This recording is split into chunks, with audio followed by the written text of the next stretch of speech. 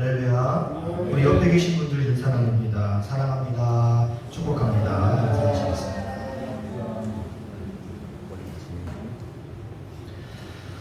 오늘 우리는 결핍 속에서 바라보아야 할 대상에 대해서 함께 살펴보기를 원합니다. 오병이어 기적은 지난주에 말씀드렸듯이 세상의 떡을 기대하는 사람들에게 하늘의 떡이신 예수 그리스도를 설명하는 이야기가 오병이어예요. 그런데 이 하늘의 떡이신 예수 그리스도에 대한 올바른 설명이 주어지자 그 하늘의 떡이신 예수 그리스도를 세상의 떡을 기대하던 사람들이 하나 둘 버리고 떠나기 시작합니다. 예수님은 제자들에게까지 너희들도 가려느냐? 라고 물으실 만큼 예수님은 세상의 떡을 기대하던 자들에게 철저하게 버려짐을 당하십니다. 이 세상의 떡을 기대하고 예수를 쫓고 있던 사람들은 언젠가 내가 원하던 그 세상의 떡이 주어지지 않을 때 그들은 반드시 예수를 떠나게 되어 있습니다. 오늘 본문에서 무리가 예수를 따르는 이유에 대해 설명을 합니다. 그것은 병자들에게 행하시는 표적을 보았기 때문입니다. 한마디로 예수님의 기적을 행하시는 능력을 보았기 때문에 많은 무리가 예수님을 따랐어요. 이러한 모습은 슬프게도 오늘날 우리의 모습 그대로입니다. 일반적으로 군중이 모이는 건 쓸데없는 호기심과 자극적인 일을 좋아하는 마음 때문이에요. 그들은 육체적인 열망, 육체적인 구원 이것을 갈망하고 있습니다. 자신의 배를 채워주고 자신의 결핍을 채워줄 육체적인 구원을 열망하지만 정작 자신의 영혼이 낫는 일에는 관심이 거의 없습니다. 그래서 예수님께서 오신 목적이 그들의 육신의 결핍을 채워주기 위함이 아니라 내가 죽어서 너희들의 영혼을 구원하기 위함이다 라는 사실을 알리시자 결국에는 하나님 예수를 떠나기 시작하면서 나중에는 십자가에서 못 박으라 소리치는 군중으로 변해버렸습니다. 지난주에 우리는 오병이어의 장소적 배경이 갈릴리 바다 동편이라는 걸 배웠죠. 1절 다시 한번 읽어보겠습니다.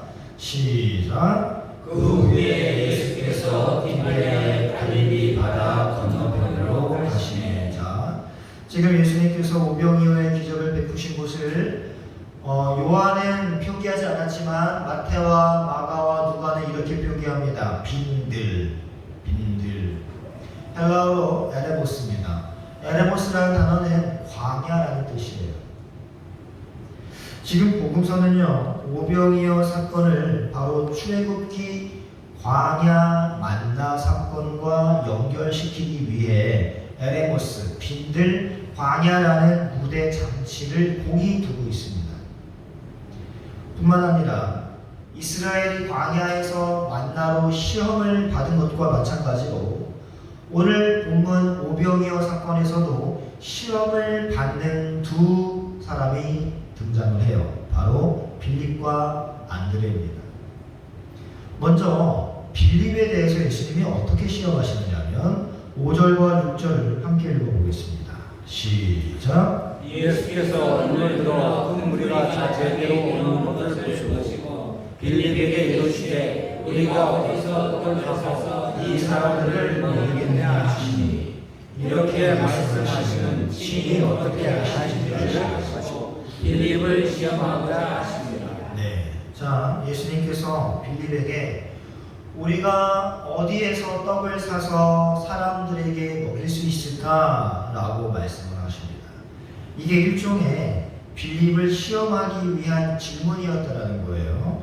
그리고 이러한 질문이 나올 수밖에 없는 상황 역시 빌립을 시험하기 위한 상황인 것입니다. 자, 지금 빌립은 어떤 상황 속에 있냐면요. 공급이 부족한 상황에서 셀 수 없이 많은 채워야 할 수요가 있는 상황에 처해 있습니다. 수요는 굉장히 많은데 공급이 수급이 부족한 상황이에요. 그것도 턱없이 부족한 상황입니다. 빌립에게 일어난 일은 저를 비롯해 여러분이 매일매일 일상적인 상황에서 맞닥뜨리는 상황이죠. 신자의 모든 상황에서 맞닥뜨리는 모든 결핍의 문제는요, 사실 그가 진짜 신자라면 우연히 오는 상황은 아닙니다. 우리가 맞닥뜨리는 모든 결핍은 하나님께서 우리의 믿음의 대처를 시험하시기 위한, 테스트하기 위한 시험대예요. 우리가 이걸 기억한다면 그냥 그것을 문제 그대로 보고 낙망하는 게 아니라 하나님께서 무슨 의중이 있기에 나에게 이러한 시험대를 허락하시는구나 라고 알고 있다면 한결 마음이 평안해질 것입니다. 그렇지 않다면 우리는 날마다 날아드는 청구서를 보고 한숨을 지어요. 먹고 싶은 것, 사고 싶은 것 참아가며 1년, 2년, 5년 열심히 적금을 부어 드디어 목돈을 손에 쥐게 됩니다. 하지만 얼마 지나지 않아 가족이 아프거나 사고가 나거나 이사를 해야 되거나 보증금이 올라가야 되는 상황이 발생을 해요. 저에게도 관리사무소에서 계속 독촉 문자가 옵니다. 관리비 3개월 밀렸다고. 다음 달 정기 끊깁니다. 그러면 마음이 굉장히 불편해요. 열심히 일해서 1년 동안 적금을 부어가지고 1,000만 원을 간신히 모았는데 다음 달에 홀라당 나갈 상황이 발생합니다. 그게 인생이에요. 예수 믿는다고 하나님이 장부를 더 지켜주시고 관리비가 안 밀리도록 보호하시고 그런 거 없어요. 모든 인생은, 선악과를 따먹은 모든 인생은 이러한 결핍 속에 살아갈 수밖에 없습니다. 이렇게 우리는 지금 빌립이 처한 상황, 수요는 굉장히 많은데 지금 결핍이 굉장히 심해요. 공급은 턱없이 부족합니다. 사랑하는 성도 여러분, 우리는 이러한 상황에서 어떻게 대처합니까? 우리는 우리가 가진 자원만 의지해서 절망하고 있습니까? 우리는 어떤 해결책을 찾으려고 괴롭게 고민만 하고 있습니까? 아니면 과거에 우리를 환난에서 건지시고 과거에도 수렁에서 꺼내주신 주 예수께 제일 먼저 엎드리십니까? 여기에 우리의 믿음에 대한 시험이 있는 거예요. 어려움이 닥쳐올 때 모든 어려움을 하나님 앞에 고하는 것을 배우시기를 바랍니다. 우리는 본능적으로 상황보다 하나님을 의지하는 습관이 형성되어야 해요. 이게 훈련되어져야 합니다. 그의 팔이 우리의 계획과 우리의 계산보다 정확하고 강하다는 것을 빨리 인정하는 게 우리에게 좋아요. 그분의 확실한 약속을 늘 상기하십시오. 빌립보서 4장 19절에 우리에게 이렇게 약속해 주십니다. 나의 하나님이 그리스도 예수 안에서 영광 가운데 그 풍성한 대로 너희 모든 쓸 것을 채우시리라 라고 말이죠. 이 약속의 근거를 두고 단순한 믿음으로 묻고 따지고 계산하는 믿음이 아니라 그냥 단순 무식한 믿음으로 매일 그분을 의지하는 게 우리에게 유리해요. 하지만 슬프게도 여러분은 이렇게 생각할 수도 있습니다. 그런 충고는 목사 당신이니까 하기 쉽지. 하지만 그 약속대로 행하는 것은 결코 쉽지 않다라고 말이죠. 맞습니다.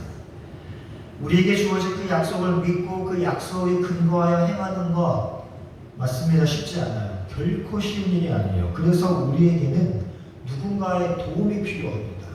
누굴까요? 성령님의 도우심입니다. 약속을 의지해서 암울한 상황을 헤쳐나가는 것은 우리 자연인의 힘으로는 절대 불가능합니다. 성령의 도우심이 필수적으로 필요합니다. 그래서 우리는 기도하는 거예요.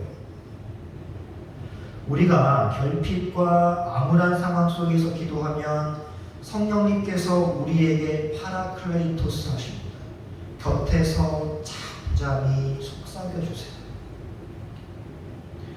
우리를 성령께서 우리가 기도하면 우리의 그 결핍을 곧바로 채워주시는 게 아니에요. 우리를 그 암울한 상황 속에서 곧바로 꺼내주시는 것도 아니에요. 때로는 그렇게 하실 수도 있지만 거의 대부분 제 경험상 하나님은 우리가 기도한다고 결핍을 채워주시거나 암울한 수험 속에서 건져주신 적은 손에 꼽을 정도입니다.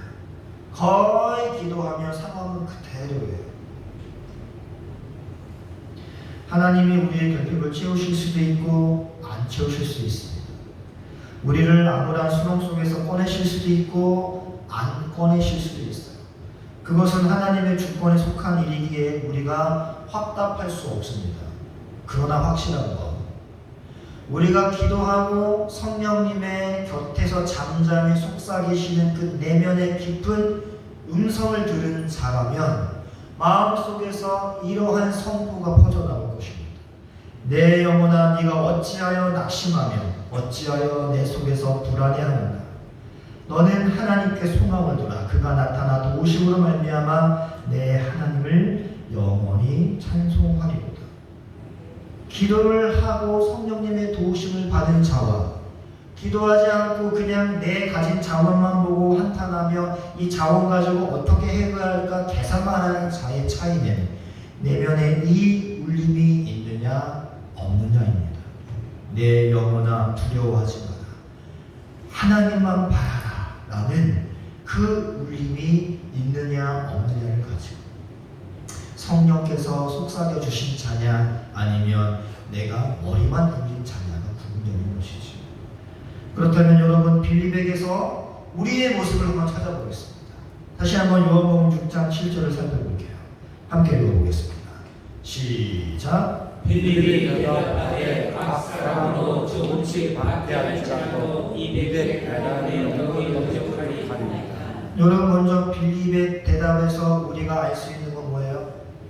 빌립은 자기를 둘러싼 환경만 집중하고 있습니다. 빌립은 지금 자신의 눈 바로 앞에 자신에게 말을 걸고 계시는 예수 그리스도를 인식하지 못하고 있어요. 빌립은 자기가 처한 환경, 즉 군중의 수와 돈의 부족에만 정신이 팔려있는 거예요. 빌립은 군중에게 음식을 주려면 얼마나 많은 돈이 있어야 하는지 재빠르게 계산했습니다.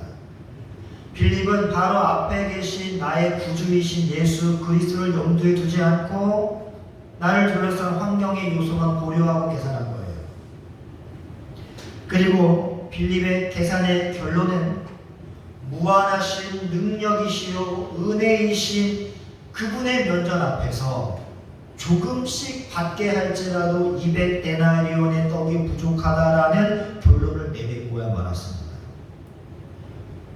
무한한 능력이시며 우리의 창조주이시고 은혜의 주님이 앞에 서 계신데도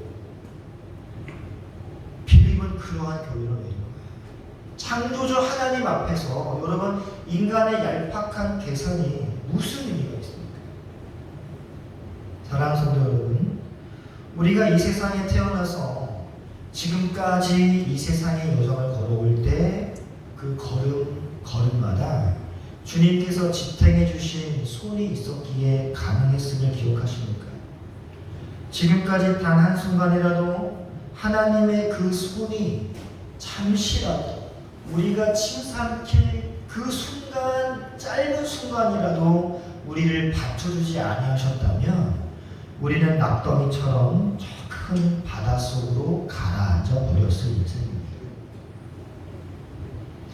우리에게 당연했던 모든 순간들이 하나님의 은혜였음을 확실히 아는 사람이라면, 그리고 그 은혜만이 우리로 하여금 이 세상을 안전하게 통과하게 한다라는 사실을 확실히 믿는 사람이라면, 지금 내가 만난 결핍과 환난과 수렁 속에서 벗어난 것 역시 나의 얄팍한 계산, 내가 가진 자원이 아니라 하나님의 은혜로만 가능함을 깨닫고 그분 앞에 납작 엎드려 자비를 구할 것입니다.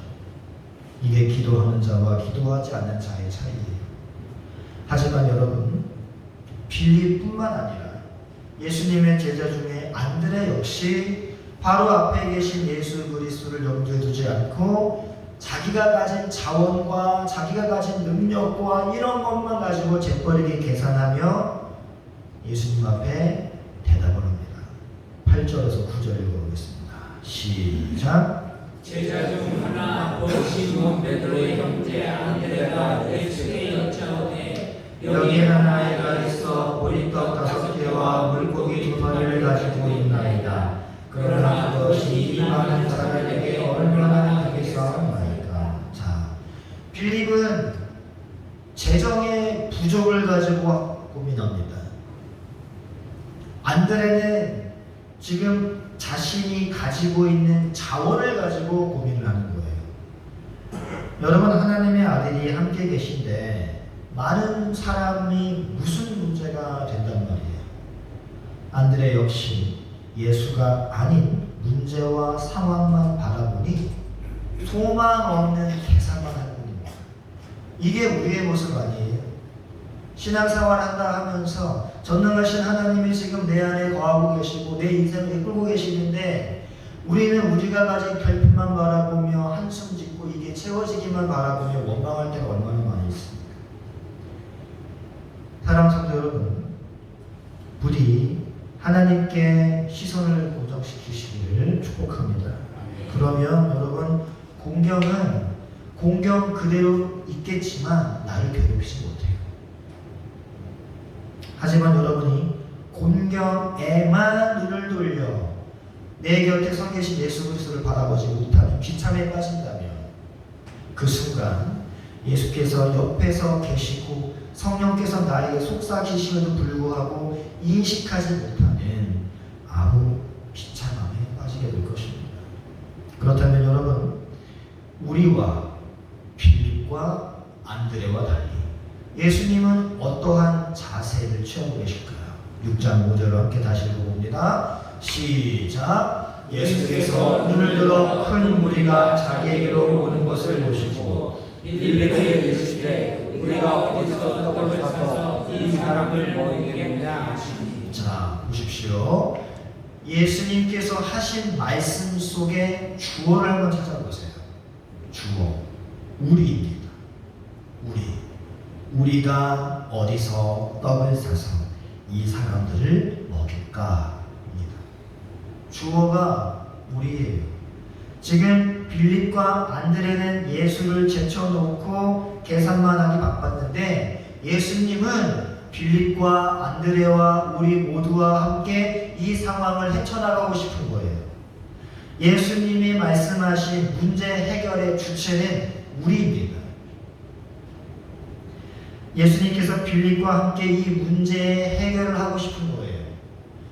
그런데 빌립은 하나님이신 예수님이 지금 당면한 문제를 우리가 되어 함께 푸시겠다라고 말씀하시면도 불구하고 여전히 내가 돈이 있어야 돼, 여전히 내가 뭔가 많아야 돼, 계산만 합니다. 게다가 여러분 5절을 보시면 예수님께서 우리가 어떻게 이 군중을 먹일까라고 말씀하신 게 아니에요. 어디서 떡을 구할까? 어디서 음식을 구할까? 이걸 물어보신 겁니다. 무슨 말일까요? 어떻게 구할 것인가는 걱정하지 말라는 것이지요. 예수님에게는 이미 너희의 배를 채울 떡을 공급할 능력이 있기 때문에 어떻게는 문제가 되지 않는다는 겁니다. 문제는 어디서예요? 그 떡이 어디서 오느냐입니다. 세상의 떡이냐 하늘의 떡이냐. 그런데 빌립은 여전히 걱정이 태산이죠. 여러분, 바로 이 시험은 광야에서 이스라엘이 받은 시험과 동일한 시험인 것입니다. 우리 신명기 8장 2절 3절 함께 읽어보면서 정리해 보겠습니다.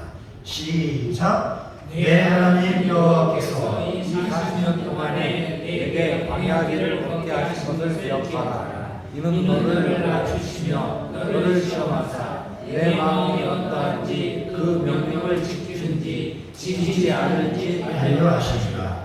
너를 낮추시며 너를 줄이시며 너도 알지 못하며 내 조상들도 알지 못하던 만나를 먹이신 이 이유가 3절 끝에 뭐라고 나와 있습니까?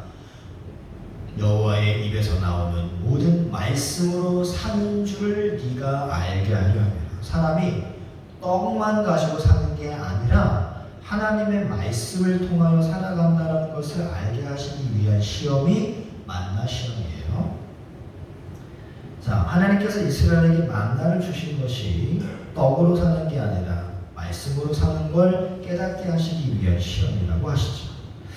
여러분, 하나님께서 만나를 어떤 상황에 주셨습니까? 이스라엘 백성들이 광야에서 굶주려 배고파 하나님을 원망하고 모세를 원망하며 애굽을 그리워하고 있었습니다. 그때 하나님이 하늘에서 만나를 내려주셨어요. 그 속에는 하나님의 어떠한 의도가 있냐면 너희가 정말 배만 부르면 원망하지 않고 하나님 말씀에 순종할 수 있겠느냐라는 하나님의 질문이 담겨있는 음식이 만나입니다. 그런데 그들은 어떻게 했습니까? 만나가 내려왔어요. 풍족히 먹었습니다. 배가 불렀어요. 그런데도 불평은 끊이지 않았단 말이죠. 인간은 절대 육신의 배고픔이 해결된다고 만족할 수 있는 존재가 아니에요. 그러한 것들이 주어진다고 해서 하나님께 돌아와 하나님의 말씀에 순종하며 살 수 있는 존재가 아니라는 것입니다. 만약에 그렇다면 여러분의 삶은 풍족해야 돼요. 벤츠 끌고 다니고 70평짜리 집에 살아가고 이렇게 살아야 돼요. 근데 그렇지 않다는 거죠. 우리의 배가 불려진다고 우리가 하나님 말씀을 순종할 수 있는 자가 아니라는 겁니다. 여러분, 인간은요 하나님의 형상으로 지어진 존재이기 때문에 이 텅 빈 가슴 속에 하나님으로 채워지지 않으면 인간은 절대 행복해질 수가 없습니다. 제 아무리 세상적인 물질만이 가져도 참된 행복을 누릴 수가 없어요. 인간에게는요 이 땅의 풍요가 아닌 하늘의 풍요가 필요합니다. 왜냐하면 우리의 출처가 하나님이기 때문에 그래요. 우리의 출처는 하나님입니다. 그래서 우리가 살아야 할 본향 그 세상과 다른 성격의 이 땅에 살아갈 때는 다른 성격의 이 땅의 것들로 아무리 채워봐야 우리는 채워지지가 않아요. 우리는 하늘의 사람이기 때문에 그렇습니다. 따라서 인간은 하나님의 말씀을 쫓아 하나님께 순종하며 하나님의 것을 충만히 받아 누릴 때에만 만족할 수 있고 행복할 수 있는 거예요. 그게 사람은 떡으로만 사는 것이 아니라 하나님의 말씀으로 사는 것이라는 어국의 진의입니다. 마찬가지로 오늘 우리가 살펴보는 오병이어 기적에 동원된 보리떡과 물고기, 그러한 보잘것없는 세상 것의 상징으로 주어진 거예요.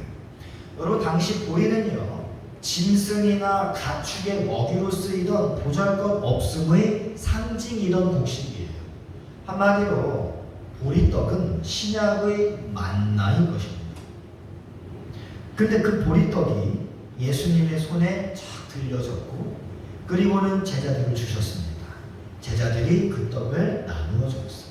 그랬더니 성인 남자만 5,000명을 먹였대요. 딸린 가족까지 계산하면 좋게 2만 명이 넘는 사람들을 먹이고 남은 것입니다. 근데 중요한 것은 여러분, 이 보리떡이 예수님의 손에 들려지자 이것이 카스테라나 치즈케이크로 바뀌지 않았다는 사실입니다. 송사리나 빙어 같은 사이즈의 작은 물고기가 예수님의 손에 돌려졌을 때 그것이 참돔으로 바뀌지 않았다는 거예요. 여러분, 이왕이면 더 좋은 음식으로 바꾸어 주시지 왜 그냥 보리떡과 작은 물고기로만 풍족히 먹이셨을까요? 주님은 이스라엘이 광야에서 만난 시험과 동일한 시험을 그들에게 하고 계신 겁니다. 여러분, 유대인들이 굶주려 있을 때 보리떡과 물고기를 먹고는 예수님께 열광하여 찾아왔죠? 근데 만약에 예수님께서 그들에게 계속해서 짐승이나 먹는 보리로 만든 떡을 만들어 주시고 새끼손가락만한 물고기만 주셨다라고 가정을 해보겠습니다. 여러분, 유대인들이 며칠이나 행복했을까요? 아마 며칠 못 가 그들의 요구는 더 커졌을 것입니다. 따라서 예수님은 인간의 만족은 이 땅의 떡이 아닌 하늘의 떡인 예수에 의해만 주어질 수 있다는 것을 교회에게 깨닫게 하시기 위해서 오병이어 기적을 베푸신 거예요.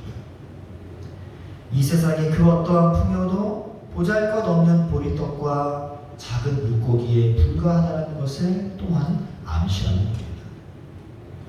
사랑하는 성도 여러분, 우리는 절대 이 땅의 것으로 만족할 수 없는 하나님 형상으로 지어진 존재입니다. 그래서 하늘의 떡인 예수께서 우리와 연합하여 함께 하실 때, 다른 말로 우리 안에 하늘의 것이 채워질 때 우리는 진정으로 행복을 누릴 수 있어요. 그러한 장만이 감옥에서 찬양하고 기도할 수 있는 겁니다. 오직 그 예수께서 우리를 충만하게 채워주실 수 있고 우리를 만족시킬 수 있다는 것을 우리가 잊지 말아야 돼요. 바로 그 예수 그리스도의 하늘의 풍요가 충만하게 넘쳐난다라는 것을 설명하기 위해서 12광줄이나 나눈 것입니다. 그 하늘의 풍요가 흘러 넘친다는 것을 보여주기 위해. 따라서 우리는 빌립이 맞닥뜨린, 안드레가 맞닥뜨린 결핍 속에서 우리가 가진 한정된 자원 보고 계산하고 머리 아파할 것이 아니라 예수께서 공급하시는 그 하늘에 흘러넘치는 풍요에 눈을 돌려야 돼요. 다시 말해 세상 등지고 십자가 바라볼 때 결핍이 우리를 괴롭히지 않을 수 있다는 겁니다. 사랑하는 성도 여러분, 우리는 하나님의 품을 떠나서 이 땅에서 땅을 일구고 땀 흘며 살아가는 그 순간부터 결핍이라는 것은 계속해서 우리를 따라다닙니다. 아무리 열심히 돈을 많이 벌어도 이것을 우리가 축적하고 누리기보다는 이것이 밑빠진 독처럼 빠져나온 경우가 얼마나 많이 있습니까? 그럴 때 채워도 줄어드는 이 세상의 자원을 만족하시겠어요? 아니면 하나님께서 알아서 내가 쓸 것, 필요한 것, 굶어 죽지 않도록 채워주실 것 믿고 하늘 바라보며 그 하늘의 평안과 풍요를 누리며 살아가시겠어요? 어떤 게 우리가 행복하게 살아가는 비결이겠습니까? 성도 여러분, 내가 가진 것 있을 수도 있고 없을 수도 있습니다. 수입이 늘어날 수 있고 줄어들 수 있습니다. 그렇게 불안정한 것을 내가 고정시키려고 애쓰기보다 그 수입의 많고 적음을 주관하시는 분도 하나님이라는 것을 깨달으시고 그 하나님께 내 시선을 고정시키셔서 나를 먹이시는 분도 하나님이시며 나를 굶기시는 분도 하나님의 주권이라는 것을 인정하시고 살아가시기를 말씀으로 축복합니다. 그럴 때 하늘의 풍요가 나에게 주어지고 그 풍요를 누린 자만이 부유할 때도 가난할 때도 일관된 행복과